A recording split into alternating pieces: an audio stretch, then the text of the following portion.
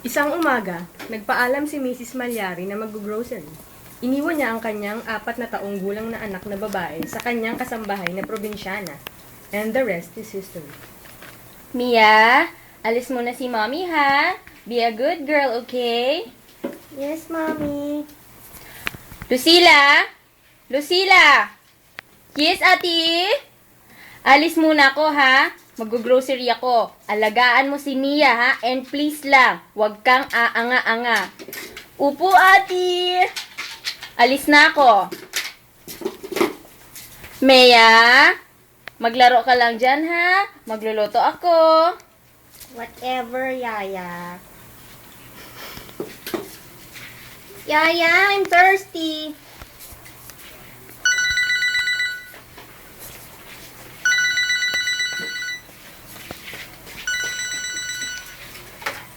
Yaya, I'm thirsty. Hello?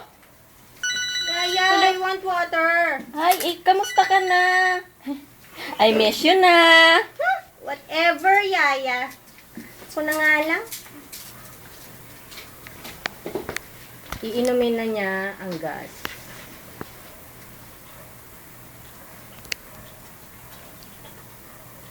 Hala! Yaya Lucila! Ano bang ginagawa mo?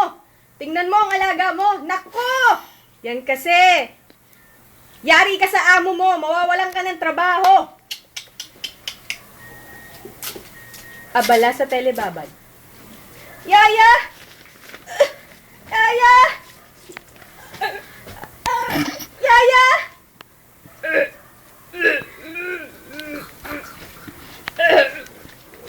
Yaya! Lucila? May nakalimutan ako eh. Mia? Mia? Ano nangyari? Lucila! Ano bang ginawa mo? Pinabayaan mo makainom ng gas yung bata. Ha? Ate, sorry po. Tumawag ka ng ambulansya, bilisan mo! Opo, ate! Mia, wait lang. Honey, call tayo ng help. Lucila! Opo, ate. Hindi ko alam ang telephone number ng ambulansya. Ano? Akin na nga yan. Nga kasi. Opo, ate. Sorry po. Hello? Tulong! Nakainom po kasi ng gas yung anak ko eh. Saan ba kayo nakatira? Dito po sa Philinvest Subdivision, 20 Doña Juliana Street.